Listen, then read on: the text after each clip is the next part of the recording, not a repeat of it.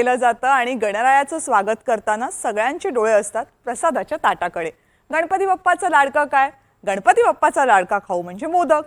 तुम्हा आम्हाला सुद्धा गणेशोत्सवाला की उकडीच्या मोदकाकडे डोळे लागलेलेच असतात। मोदक उकडीचा असतो, आजकाल तर चॉकलेटचे, ड्रायफ्रूट्सचे वेगवेगळ्या प्रकारचे मोदक मिळतात। पण आता एक नवीनच मोदक समोर आलाय, जेलीचा मोदक। ऐकलाय? नाही ना? बघा मग।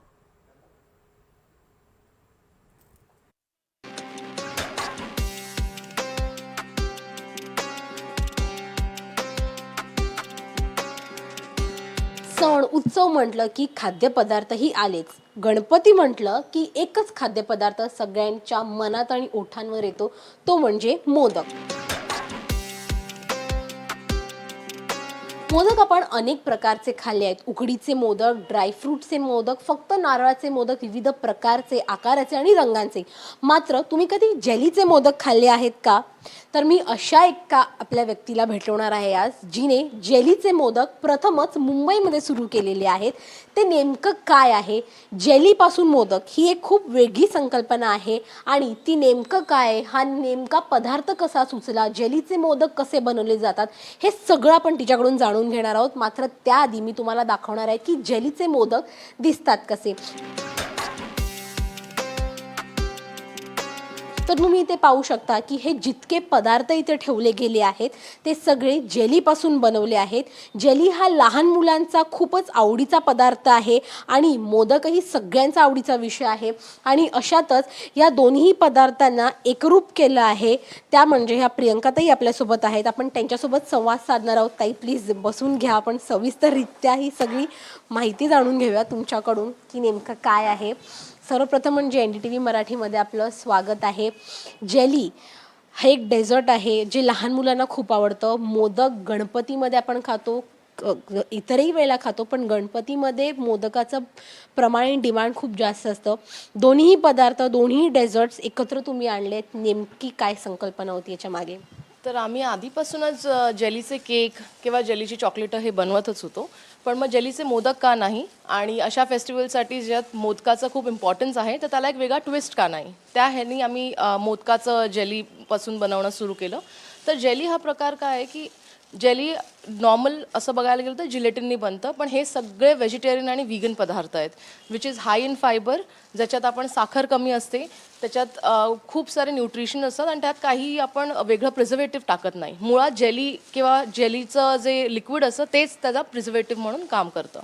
तर आता जेलीच्या ह्याच्यात आपण हा जो डेझर्ट आहे तो आपल्या इकडचा नाही आहे। जसं बरेचसे डेझर्ट्स आपण बाहेरनं हे केले आहेत, बाहेरनं आपण एक्सेप्ट केले आहेत आपल्या ह्याच्यात, तर जेली इज ईस्ट एशियन कंट्रीजमधनं आलेला हा प्रॉडक्ट आहे। पण मग त्याला ट्विस्ट देताना आपण त्यात काय इन्फ्यूज करू शकतो? तर नारळाचं दूध किंवा मुगाची डाळ, ह्या सगळ्यापासून आम्ही ट्विस्ट करून त्याला एक इंडियनाइज असा फ्लेवर देऊन मोदक बनवलेले आहेत। जेलीचे मोदक हा प्रकार खूप युनिक आहे, ही कन्सेप्ट। हे ट्रेंडिंगमध्ये कसं आहे आणि लोकांचं डिमांड कसं आहे याला? जेली हा असा प्रकार आहे की सगळ्यांनीच लहान ते मोठ्यापासून कधीतरी त्यांनी लहानपणी एकदा तरी खाल्ला असेल, त्यामुळे ही जी टेस्ट आहे किंवा हे जे टेक्स्चर आहे, जे बहुतेक तुम्ही म्हणाल की एक ताडगोळ्यासारखं असतं, तर हे जे टेक्स्चर आहे ते आपल्याला आधीच नोन आहे। त्यामुळे त्याचं एक्सेप्ट करायला किंवा त्याला असं न्यूनेस काही नाही आहे की आपण असं नाही म्हणणार हे काहीतरी वेगळाच पदार्थ आहे। इझी टू गो आहे आणि आपल्याला माहिती असल्यामुळे तो एकदम एक्सेप्टेबल आहे किंवा एकदमच लोकांना ती नॉस्टॅल्जिक असं वाटतं की आपण काहीतरी आधी खाल्लेलं आहे पण विथ अ न्यू ट्विस्ट। मोदकाचा आता उल्लेख केला, तो आहे का, तो पदार्थ, तो डिश आहे का? ही जी आहे ती उकडीच्या मोदकाचं जे सारण असतं, ज्याच्यात आपण नारळाचं कीस आणि गूळ आणि वेलची पावडर आणि वेलची पूड आणि घालून बनवतो, त्यांनी बनवलेले ते मोदक आहेत। आणि बनवताना ते असतात बनवलेले आहेत अगर अगरनी। तो हा अगर अगर हा प्रोडक्ट आहे जो जेलीफाय करतो आपल्या लिक्विडला। तर हा नॉर्मल साधा मोदक नाही आहे, तोही जेलीचा प्रकारच आहे आणि तसे त्याचे ते मोदक आहेत। आणि बाकी हे जे आहेत ते फ्लेवर्ड मोदक आहेत सगळे, म्हणजे वेगवेगळे फ्लेवर्स आहेत विथ वेगवेगळे कलर्स। तर आता मुलांना रंगबिरंगी गोष्टी खूपच अशा आवडतात, बघायला आवडतात, तर त्या हिशोबाने आम्ही हे बनवलेले आहेत। फ्रूट्स, वेगवेगळ्या फ्रूट्सच्या फ्लेवर्सनी हे जे आहेत ते ऑथेंटिक जसं जे जेली आर्ट आहे, ज्यांनी आम्ही सिरेंज नीडल्स आणि ते जे दूध असतं त्याला ते आतमध्ये एक एक पेटल बाय पेटल बनवतो, म्हणजे एक एक एक एक पाकळी बनवून आम्ही ते फुलं बनवतो त्याच्यात. तर ते हे वाले मोदक आहेत. तर हे सगळे आहेत जे आम्ही डिझाईन करून जे ॲक्च्युअल 3D जेली असते आर्ट आहे त्यांनी बनवलेले मोदक आहेत. पाकळी पाकळी एक एक एक एक आम्ही सिरेंजनी इंजेक्ट करून बनवतो. त्याच्या आतमध्ये दूध असतं. ते दुसरे आहेत त्याला स्ट्रॉबेरी क्रश आहे, ते क्रशचे मोदक आहेत. स्ट्रॉबेरी फ्रूट कुठचे फ्रूटचे आपण बनवू शकतो, म्हणजे जे काही जसंही लोकांची आवड असेल तशा हिशोबाने बनवले. हे फ्रूट्स, चिया सीड्स, म्हणजे जितके हेल्दी असू शकू तितकं सगळं आम्ही हेल्दी ह्याच्यात वापरतो. असं काहीही नाही आहे ज्याच्यात आम्ही म्हणजे ज्याच्यात हाय इन ऑइल असेल किंवा हाय इन फॅट्स असेल. इट्स हायली फायबरस आणि जे काही असतील ते विच इज कुठचंही एज म्हणा तर कुठच्याही एजला सुटेबल आहेत असा पदार्थ आहे हा. तर तयार करून ठेवलेले आहेत आपल्या पुढे पदार्थ. ताई आपल्याला स्वतःहून करून देखील दाखवणार आहेत की ते हे नेमकं आर्टवर्क कसं करतात. आधी आपल्याला ह्याची प्रोसेस बनवायला लागते जी आहे ही ट्रान्सपरंट जेली. तर ही आधी जेली आपण सेट करतो आणि मग त्याच्यानंतर असे कलरफुल आपण जेलीनीच बनवलेली हे मिल्क पुडिंग आहे जे नेहमी गरम असतं. गरम आणि थोडं कोमट ह्याच्यातच आपण त्याचं काम करतो. थंड झाल्यावर ह्याचा काही उपयोग राहत नाही. तर हे आपण बनवतो आणि मग त्या सिरेंजपासून हे असे टूल्स असतात ह्याचे. हे जे लिक्विड आहे किंवा हे जे मटेरियल आहे ते कशापासून बनवलेलं आहे नेमकं? हे दूध आणि साखर आणि अगर अगर त्याच्यापासून बनवलेलं आहे आणि त्याच्यात आपण फ्लेवरिंग टाकू शकतो आपल्या हिशोबाने, जे काही आपण हे आपल्या आवडीच्या हिशोबाने. आणि मग ह्याला एका टेम्परेचरवर नेऊन तुम्हाला गरम करायला लागतं. गरम केल्यानंतर तुम्ही ते सिरेंजमध्ये भरा, त्याला एका टेम्परेचरवर आणा आणि मग तुम्ही काम करू शकता. ह्याला जास्त गरम किंवा जास्त थंड केल्याने हे चालत नाही. आणि ह्याला बनवायसाठी तुम्हाला असे छोटे पेटल्स येतात बाजारात. हे तुम्हाला खूप इझिली अवेलेबल आहे, म्हणजे आता हे बरंच नोन आहे. डेझर्ट जेली म्हटलं तर खूप नोन आहे लोकांना. बाजारात असे छोटे टूल्स मिळतात, त्यांनी तुम्ही काम करू शकता. तर मी तुम्हाला एक बनवून दाखवते.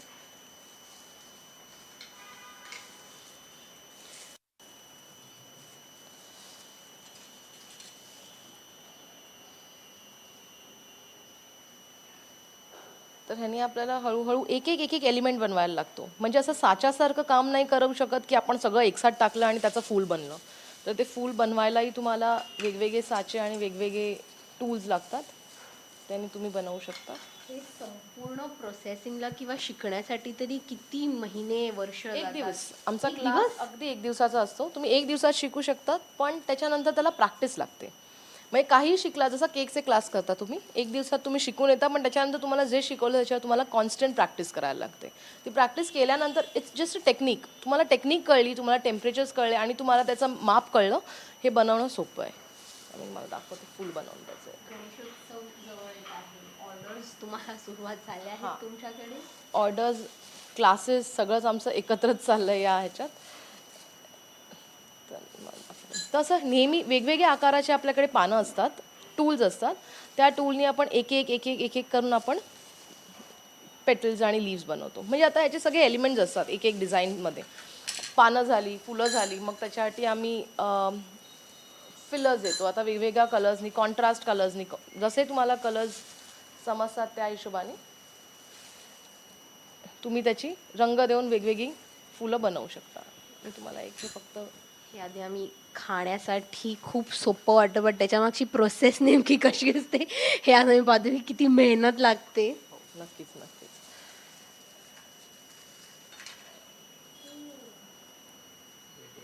हे खूप मस्त झालेलं आहे आणि अवघ्या 20 सेकंड्सच्या आत माझ्या मते हे सगळं झालेलं आहे. बनवताना म्हणजे आता हे छोटं आहे तर तुम्ही ह्याच्यावर बघू शकता की मोठी फुलं कशी दिसतात, पण त्याला दर गोष्टीला बनवायचं म्हणजे तुमच्या डोक्यात असलं पाहिजे की तुम्ही डिझाईन काय बनवता. आणि ॲक्च्युअल फुलं तुमच्या निसर्गात असतात, ती बघता तुम्ही, तेच फक्त तुम्हाला ह्याच्यात उतरवायचं आहे. म्हणजे एक कॉपी पेस्ट आहे असं म्हणायला गेलं तर, की तुम्ही बघा कसं त्याचं अरेंजमेंट आहे ते बघा आणि मग तुमच्याकडे जे दिलेलं साहित्य आहे त्याने तुम्ही ते बनवायची प्रयत्न करा.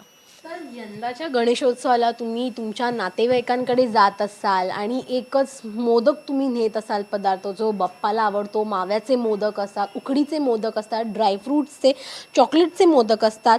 तर यंदा तुम्ही हे जेलीचे मोदक नेऊ शकता जे खूपच वेगळे आहेत, युनिक आहेत आणि बाप्पा तर खुश होईलच. तुमचे जे नातेवाईक आहेत, मित्रमंडळी आहेत, ज्यांच्या घरी तुम्ही हे प्रोडक्ट्स न्याल जेलीचे, ते देखील खुश होतील. जर त्यांच्या घरात लहान मूल असेल तर ते तर डबल खुश होतील.